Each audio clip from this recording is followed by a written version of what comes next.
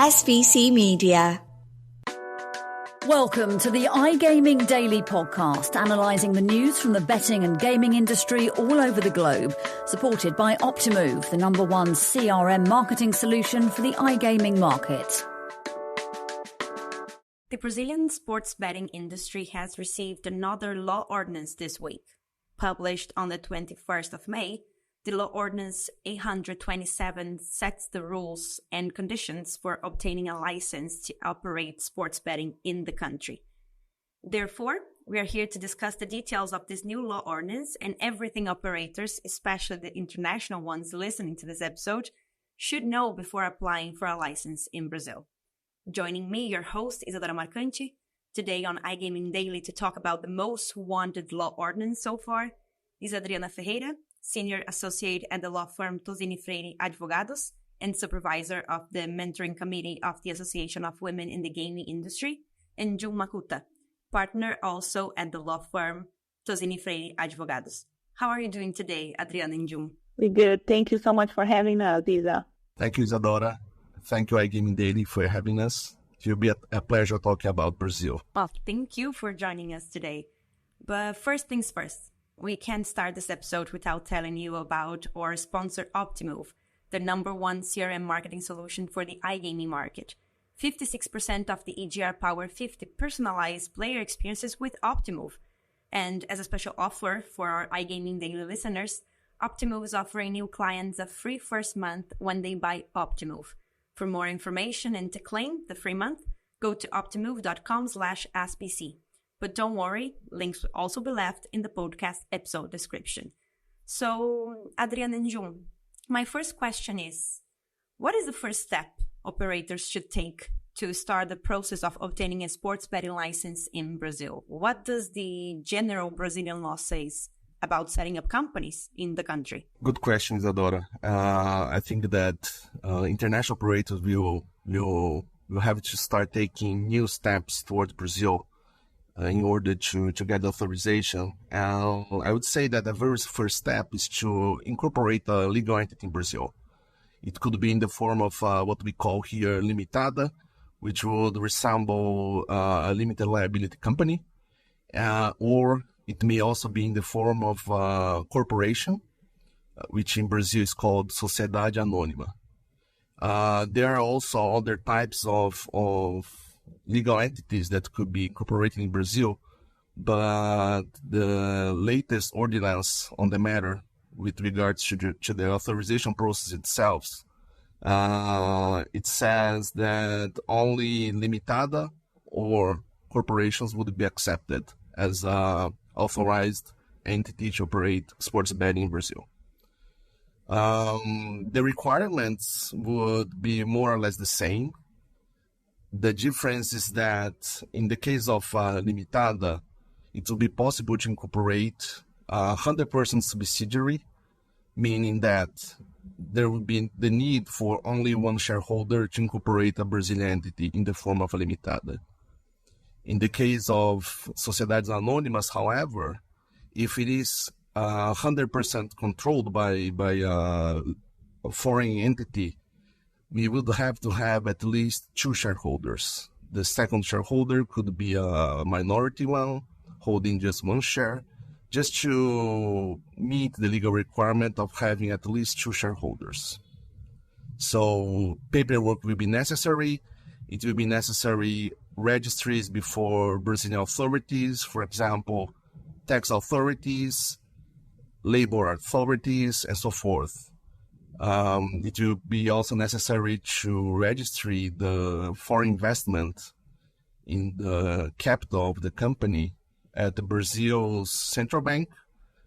The majority of the process is quite straightforward, quick. It may be done online.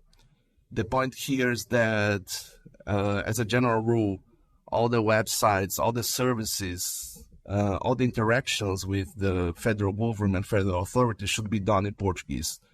So the international investor must be aware that from the very outset, there will be this important barrier that should be outcome, which is the language. Of course, there are a number of people, firms in Brazil that can help those investors. And so choosing perhaps before opening up a shop here in Brazil would be to select a good advisor to navigate in this complex legal system here in Brazil. I would like to add something to June's comments, is that it's important to keep in mind for the foreign investors that entering into the Brazilian market is something that might sound tricky, but actually is not. It's more a matter of understanding the culture, understanding the procedure, and how the mechanics works inside the government mind, mostly, and inside in what we have as requirements of the law. The law, and especially considering the betting law we had approved in December last year, that kind of opening up all the paths for the sports betting in Brazil, is something really new for the government as well. So the government is also learning as on the go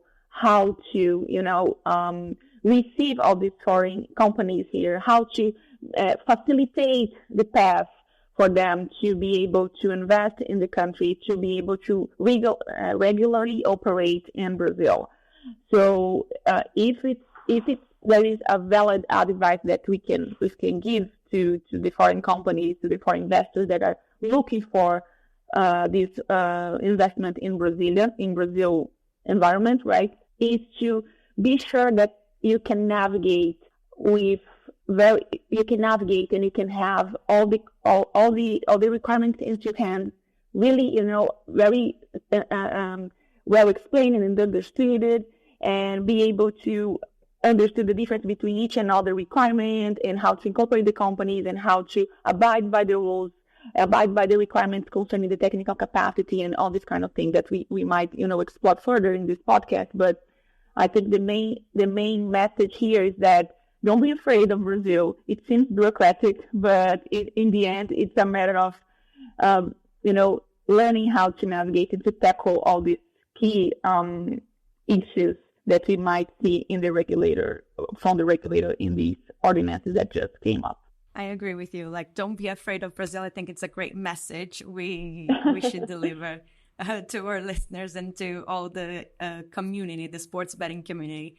But these are the rules for Brazilian companies, right? If I am an international operator and I want to set up a company in Brazil, the rules change a bit. I will need a Brazilian partner holding at least 20% of the share capital of the business. At least that's what the law ordinance says. Why is that? Why is this rule set? And what are the advantages, and if any, disadvantages for Brazil and the industry in general? Well, this 20% minority, it's I would say that it's a little bit controversial from the legal perspective. To begin with, the Brazilian constitution doesn't have any kind of differentiation between companies controlled by Brazilian nationals, or companies controlled by non-Brazilian nationals. It means that if we were to interpret what the ordinance is saying, my conclusion, my advice would to say that actually, if a foreign entity wants to have an authorized operation in Brazil, it doesn't need to look for a Brazilian minority to hold a 20% share. This because this particular foreign investor may create two entities. One would be the company that would hold the authorization, right? And the second entity would be a holding company, which could be 100% controlled by this foreign entity, but it would be incorporated in Brazil.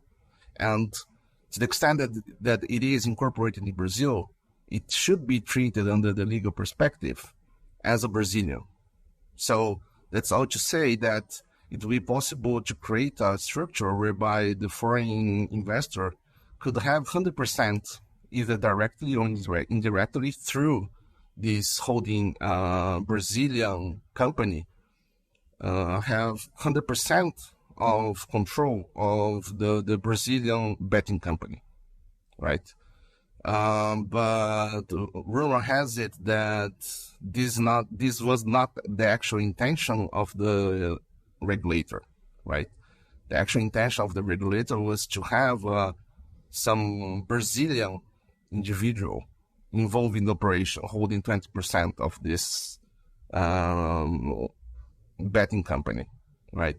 So if this interpretation prevails, then we would have to have either a legal entity that's ultimately controlled by a Brazilian individual, or a Brazilian individual holding 20% of this betting company. Okay, so I would say that from the Brazilian nationals' perspective, the advantage would be that there would be this opportunity for partnering up with international companies and explore and operate sports betting here in Brazil. For foreigners, on the other hand, they may have to consider the possibility of partnering up with some, for example, some big media conglomerate, right? Which doesn't have expertise on sports betting, but has a super expertise in doing marketing, for example. So at the end of the day, it may be a win-win situation. I think investor will be wise enough to find ways to have the most of it. So apart from that, operators should also provide proof, actually, and provide documents that prove that they have legal qualifications, tax and labor regularities. They are a suitable company. They have economic financial qualifications. They have technical qualifications. How will operators do that? Yeah, this is something that, it's really, really similar to regular public bidding that we have here in Brazil. I should first of all just add a quick comment on that, because back in 2020, we had some discussions in the Supreme Court considering lotteries and all this kind of stuff, all these matters. And for those ones that are not familiar with these discussions here in Brazil from 2-3 years ago, it's important to say that back in the day, lottery, and when we say lottery as a big definition, we also have sports betting as a modality of lottery. And the Supreme Court said, lottery is something that is considered a public service. And because of that, now we are having all this big list of, requirements and proof that we need to, attest for purpose of the qualification and applying for the authorization, right? And it's really, really similar to, as I was saying, to international public bidding, where the international company must not only provide the technical qualification, the legal qualification, the economic qualification, but also supply this with similar or equivalent documents when there is no one like this one in their country, right?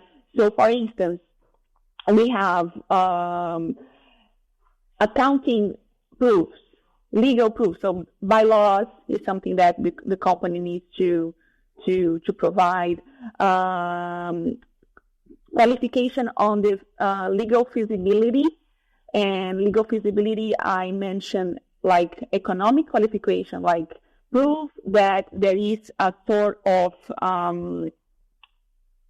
room, or you have conditions to execute this future service, and this is why they request, for instance, in the ordinance, proofs of like the balance sheet and all kind of documents that are related to that. So it's a big list. We can stay here for many hours detailing all the items and all the articles detailing of that. But in a nutshell, we have 4 main items: legal qualification, technical qualification, economic feasibility, and also the technical capability. And the technical capability it's really important, because We are talking about a foreign investor, the foreign investor or the foreign company or the foreign operator, it might also be aware that they have to prove and to attest that they have background information from many years ago. Not many, but I mean, depends on the item here. We have some details, but in a way that we can show and give some comfort to the government that, hey, I'm a foreign company. I'm here to operate sports betting in Brazil, and I do know what I'm doing, right? So I do have background experience on that. I have the know-how on this matter. So it's pretty much these requirements that we see here in this new ordinance.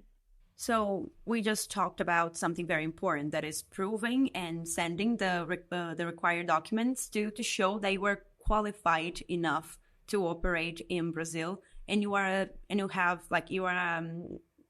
a suitability company. But there's another important thing here that is about money.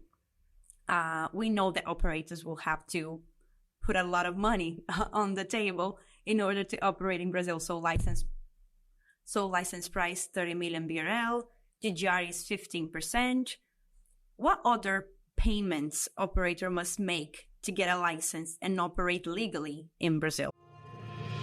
SBC Leaders connects the gambling industry's top-tier operators and associations to share the best ideas, collaborate on solving the biggest issues, and push innovation throughout the betting and gaming industry. If you're an operator and want to join the discussion, visit sbcleaders.com for more information. Well, good point, Isadora. I think that actually is the questions related with the financials of the operations, the type of question that we are receiving a lot nowadays. Well, apart from usual corporate taxes that the company would have to pay in Brazil, there are other regulatory costs that the company must take into consideration when investing in Brazil, right? So starting with the minimum capital of the Brazilian entity, which should be equivalent to 30 million Brazilian reais, which would be used to pay the license fees, right, 30 million.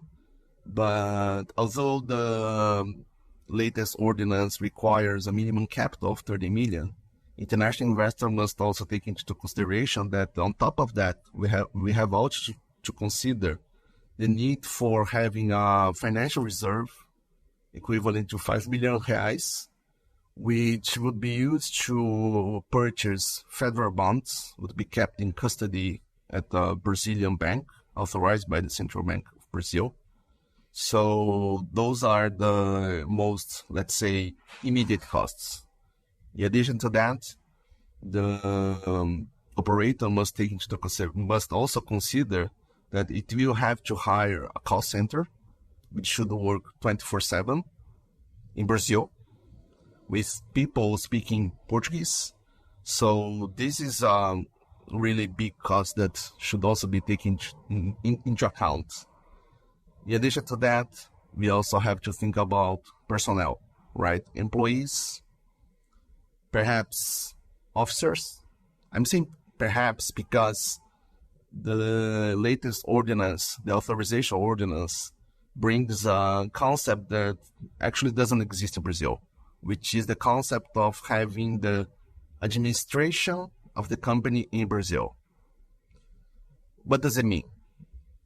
It's unclear, actually, right? Because in accordance with the corporation law here in Brazil, officers are not required to live in Brazil, provided that they appoint someone as an attorney-in-fact who has powers to receive summons related to claims associated with the administration of the company. So there's no need for an officer. There's also no need for directors, meaning members of board of directors, to live in Brazil. So what administration in Brazil means? Our understanding is that the regulation the regulator's intention was to require those guys that will take decision within the company to be in Brazil. But it's not clear, actually, because, as I mentioned, there's no such a concept in the Brazilian legal system. So one could say that, well, there's no such a requirement under the Brazilian law, so why should they be required to keep a officer, a board member in Brazil, right? Would it suffice to have just let's say the CEO, the most important guy in the country, to meet this requirement? Perhaps.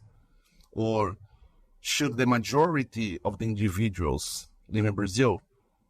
Perhaps. So those are kind of questions that we don't have a clear answer yet. As a matter of fact, today, the regulator announced that they are opening a communication channel for anyone who wants to clarify doubts with respect to the norms that are being released. So this might be one question that could be raised to the authority. Yeah, if I can add something on this, all this process of preparing and getting ready to setting up the company, and going back a little bit on the requirements as well that I mentioned before, especially considering if we are talking about foreigners coming to the country, to Brazil, what's really important to keep in mind is that the time frame of that, right? So sometimes we have all the documentation being prepared internally by the company, all the technical qualifications and the economic qualifications and the legal ones. But one thing that the ordinance says, and kind of repeats what our procurement law says, is about the legalization and the translation of the documents, right? So and this applies to what Jones mentioned, all the documents concerning corporate documents. If they are proving their constitution and their corporations from other countries, all of this package of documents must be translated. This must be translated. This must be sworn translated, actually. And although we don't have any specification of legalization on apostille, which is something that, we could, for instance, get some clarification on that. It's something that might be, in the list of to-do of the prospective investors, because it's something that might take some time, right? Might take some time in organization internally. For instance, when we talk about technical capability, for instance, we have some requirements for proving that the company has a certificate or an attestation of a laboratory that is already approved by the government. So we had some ordinances before that approved a list of laboratories that were like considered the official laboratories for the government. And so these prospective investors, these prospective companies that are trying to enter in Brazil, they also have to prove to attest the certification of the laboratories. They also have to prove, as I mentioned before, the knowledge of prior experience in betting lotteries. They also have to prove registration in the official website of the government called consumidor.gov. And they also must comply and provide evidence of integrity and compliance matters, minimum of 3 years of experience in the field. And these are talking only about technical capability, right? And it's something that, it's kind of tricky because it's a bunch of documents. It's a bunch of, items in our checklist. But so long the company, for instance, is very well-known operator, has the know-how, has experience, has been operating in other countries, is something that might not be very difficult to gather all the documents. It's just a matter of, putting together all the pieces of the puzzle and putting together and preparing this to submit for the government. So just want to tackle that because we've been asked about all these details, and we think it's important to highlight it for the prospective operators as well. Well, that's everything for today's podcast. Adriana and June, thank you very much for joining us. And to the listeners out there, links to the topics discussed will be put in the description below. Also, make sure to like the iGaming Daily and SBC Noticias Brasil LinkedIn pages to keep up to date. See you next time. Thank you for listening to today's iGaming Daily podcast, supported by Optimove, the #1 CRM marketing solution for the iGaming market. If you want to find out more about some of the subjects raised today, feel free to explore any of the sites in the SBC News Network or check out the latest edition of the SBC Leaders magazine. Happy reading.